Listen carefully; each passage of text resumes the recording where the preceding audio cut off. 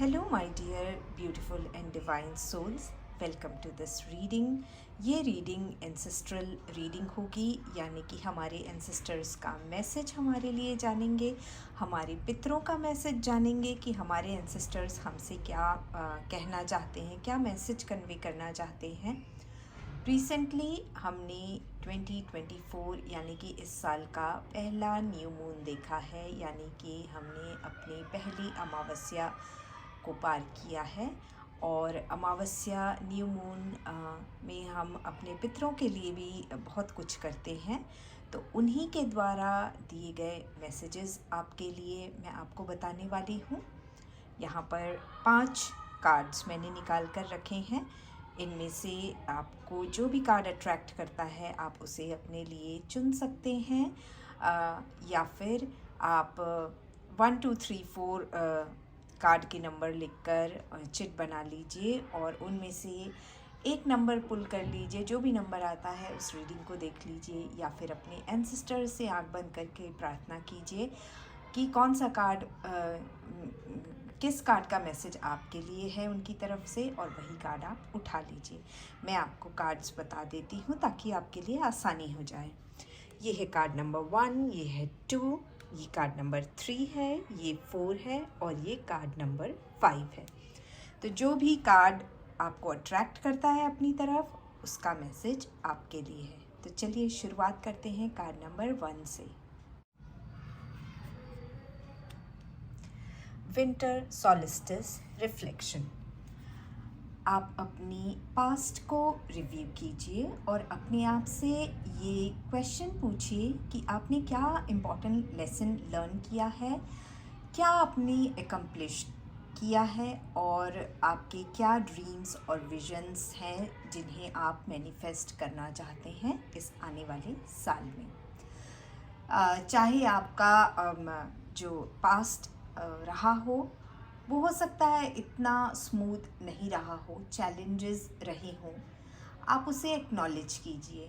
क्यों एक्नॉलेज करना है आपको? क्योंकि आपने अगर आपका रफ पैच भी रहा है तो आपने बहुत कुछ एक्सपीरियंस किया है, और बिना किसी डर के, बिना हेजिटेशन के आप, और बिना किसी मन में कड़वाहट के आप इस एक्सपीरियंस को एक्सेप्ट कीजिए, क्योंकि ये हमारी लाइफ की बड़ी लेसन्स होते हैं। और हमेशा ग्रैटिट्यूड की भावना रखें अपने दिल में, और फॉरगिवनेस प्रैक्टिस करना चाहिए हमें, और चीज़ों को लेट गो ऑफ करना चाहिए। थोड़ा सा अपने लिए शांति भरे माहौल में समय बिताइए, थोड़ा अकेलेपन में रहिए, थोड़ा quiet, spend some quiet time with yourself. थोड़ा स्लो कर लीजिए अपने पेस को, और फिर आगे बढ़िए। इन शॉर्ट अगर मैं कहूँ तो थोड़ा रेस्ट की ज़रूरत है, थोड़ा लो प्रोफाइल रहने की ज़रूरत है कुछ समय के लिए, और उसके बाद फिर आगे बढ़िए। अब बारी आती है कार्ड नंबर 2 की। देखते हैं कार्ड नंबर 2 के लिए क्या मैसेज है एंसेस्टर्स से। Fire, passion. क्या पैशन है आपका? क्या आप भूल चुके हैं? There is something wrong with your solar plexus chakra. आपका सोलर प्लेक्सस चक्रा मुझे वीक दिखाई दे रहा है, तो अपने सोलर प्लेक्सस चक्रा को स्ट्रॉन्ग कीजिए। कहीं ना कहीं आप में उस आग की कमी है, उस पैशन की कमी है। इसके कारण क्या हो रहा है, जो आपकी क्रिएटिविटी है वो उसके साथ आप जस्टिस नहीं कर रहे हैं, और आपको ऐसा लग रहा है कि आपके जीवन में कुछ ना कुछ बहुत इम्पॉर्टेंट जो कोई चीज़ है वो मिसिंग है। आपको ज़रूरत है अपने अंदर के उस फायर को जगाने की ज़रूरत है। There is absence of fire in your belly. So कुछ ऐसा कीजिए जिससे कि जो आप में पैशन है, जो क्रिएटिविटी है, आपकी जो एंथुजियाज्म है वो वापस आ जाए। और जो आपकी ये कमी है ना, आपके अंदर फायर की कमी हो गई है, उसके कारण क्या हो रहा है, कभी कभी आप बहुत ज़्यादा एंग्जाइटी फील करते हैं, बहुत नर्वसनेस फील करते हैं, और आपका जो कॉन्फिडेंस है वो बहुत लो हो जाता है और आप एक लो फेज़ में चले जाते हैं। तो वहाँ से निकलने के लिए आपको बहुत ज़रूरी है कि आप अपने अंदर वो जगाइए, उस फायर को जगाइए। क्योंकि ऐसा नहीं है कि आपके अंदर वो फायर नहीं है, आपके अंदर बहुत ज़्यादा पैशन है, बहुत एंथुजियाज़्म है और बहुत ज़्यादा क्रिएटिविटी है। जब आप क्रिएटिविटी अपनी दिखा नहीं पाते हैं, जब उसे एग्ज़िबिट नहीं कर पाते हैं, तो आप बहुत लो फील करते हैं।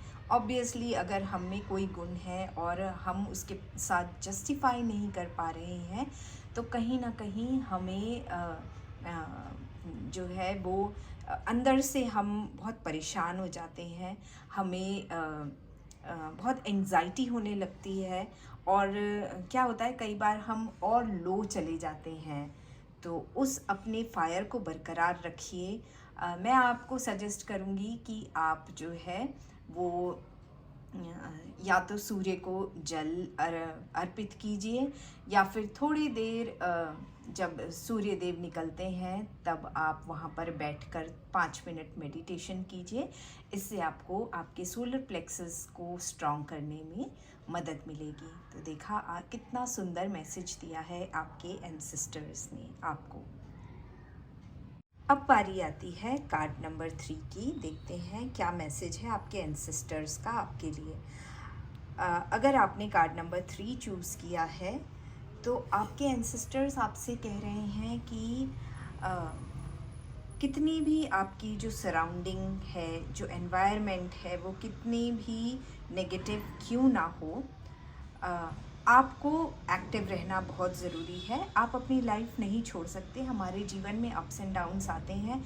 कई बार हमारी लाइफ में ऐसे लोग हमारे अपोज में खड़े हो जाते हैं जिनसे हमने कभी उम्मीद भी नहीं की होती है, कभी सोचा नहीं होता है कि हमारे लाइफ के इतने इम्पॉर्टेंट लोग हमें अपोज करेंगे। इसके कारण क्या हो रहा है कि आप बहुत इनएक्टिव हो गए हैं। आपको एक्टिव होने की बहुत ज़रूरत है, और ये इनएक्टिवनेस आपकी मेंटली और फिज़िकली दोनों है। तो आपको दोनों तरह से एक्टिव होने की ज़रूरत है। फिज़िकल एक्टिवेशन के लिए आप साइकिलिंग कर सकते हैं, वॉकिंग में जा सकते हैं, खुले हवा में वॉक कर सकते हैं, मॉर्निंग वॉक ले सकते हैं, जिम जा सकते हैं, डांस कर सकते हैं, जो भी आपको पसंद है वो कर सकते हैं। और सुबह की सैर करना तो सेहत के लिए बहुत ही अच्छा माना गया है। मेंटली और फिज़िकली दोनों के लिए ये बहुत अच्छा होता है। और आपको मेंटली और फिज़िकली एक्टिवेशन की ज़रूरत भी है।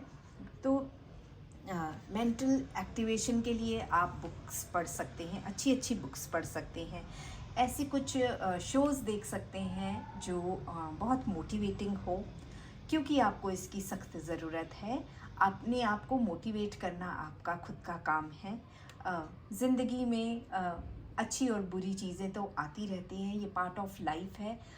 कभी हम बहुत अच्छी पोजीशन में होते हैं और कभी सब कुछ होते हुए भी हम बहुत लो फील करते हैं, लो सिचुएशन में होते हैं।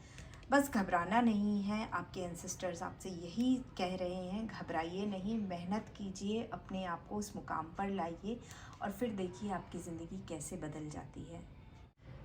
आइए देखते हैं कार्ड नंबर 4 के लिए उनके एंसेस्टर्स का क्या मैसेज है। Well breach.